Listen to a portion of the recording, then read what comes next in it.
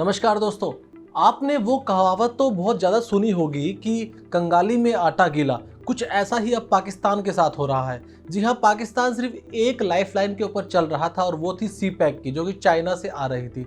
2013 में सी पैक का काम शुरू हुआ था। तब से लेकर लगातार ये बात पूरे दुनिया में जा रही थी कि साउथ एशिया के अंदर पाकिस्तान जो है एक बहुत बड़ी आर्थिक इकोनॉमी के रूप में बाहर आएगा और बहुत बड़ी शक्ति बनकर बाहर निकलेगा, क्योंकि चाइना बहुत बड़े स्केल पर इन्वेस्टमेंट कर रहा था, सड़कों का जाल बिछा रहा था, बंदरगाह का निर्माण कर रहा था और जो कॉरिडोर वो बना रहा था उसके दोनों तरफ थर्मल प्लांट, इंडस्ट्री और तमाम जो है सोसाइटीज के साथ साथ जो है निर्माण चाइना कर रहा था। बिलियंस ऑफ डॉलर का जो है इन्वेस्टमेंट चाइना पहले से ही कर चुका है और लगातार अभी भी जारी था और अभी भी है। भविष्य का तो पता नहीं, क्योंकि संकेत तो भविष्य के थोड़े से नाजुक ही दिखाई दे रहे हैं। इस वक्त हो क्या रहा है कि लगातार पिछले कुछ समय से चाइना के जो इंजीनियर्स हैं, जो उनके वर्कर हैं, उनके ऊपर जानलेवा हमला पाकिस्तान में हो रहा है। बलूचिस्तान के अंदर हो रहे हमलों के बाद से लगातार चाइना ये कंसर्न दिखा रहा था पाकिस्तान को और बार बार उनको सूचना दे रहा था और चेतावनी भी दे रहा था कि आप इन हमलों को काबू में कीजिए।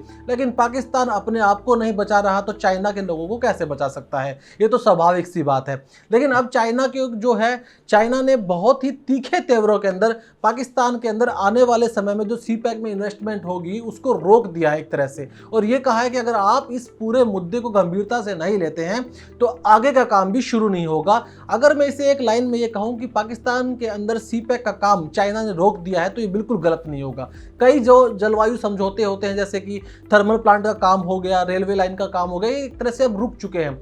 देखिए, चाइना के लिए पाकिस्तान इंपॉर्टेंट है, नो डाउट। पाकिस्तान के लिए भी चाइना इंपॉर्टेंट है। दूसरी बड़ी बात, चाइना की जो मंशा है वो ये है कि वो वाया पाकिस्तान ग्वादर के अंदर जो है एक पोर्ट का निर्माण करे, जिससे कि वो इंडियन ओशन से होते हुए जो सी रूट पकड़ता है उसको सेफ रखते हुए उसको हटा के बाया रोड जो है अपना पूरा ट्रेड चाइना के अंदर लेके चला जाए, जिससे कि ये रास्ता शॉर्ट भी पड़ता है।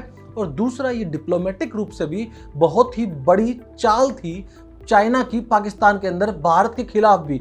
लेकिन जो पाकिस्तान में उठापटक हो रही है उसके बीच में सी पैक कहीं ना कहीं दब गया है। दूसरी बड़ी बात जो है, सी पैक जो है एक हिस्सा है बेल्ट एंड रोड इनिशिएटिव का, और बेल्ट एंड रोड इनिशिएटिव जो BRI जिसको शॉर्ट फॉर्म में बोला जाता है, वो पूरे विश्व में अब नेगेटिव मार्किंग का शिकार हो रहा है। लगातार उसके खिलाफ जो है देश खड़े हो गए हैं, क्योंकि हर एक देश जान चुका है कि चाइना जो है फंड करता है, फिर अब उस फंड को जो है इंफ्रास्ट्रक्चर के निर्माण के नाम पे अपने ही कंपनियों को टेंडर पास करवा देता है, जिससे कि जो पैसा उसने दिया, पैसा जो है वापस चाइना के अंदर आ जाता है। जो वो देश होता है जिसके अंदर वो इन्वेस्टमेंट आ रही है और चाइना के जो कर्ज के जाल के बीच में फंस के रह जाता है, और फिर चाइना अपनी मनमानी उस देश के ऊपर करता रहता है। लेकिन पाकिस्तान तो जो है चाइना का भी बाप निकला, वो खुद ही इतने करप्ट है कि चाइना उससे क्या जीत पाएगा। और अब स्थिति यही बड़ी भयंकर बनी हुई है कि चाइना का जो है इतना बड़ा इन्वेस्टमेंट पाकिस्तान में हो चुका है, लेकिन पाकिस्तान में जो है इन्वेस्टमेंट लगातार आतंक के खिलाफ,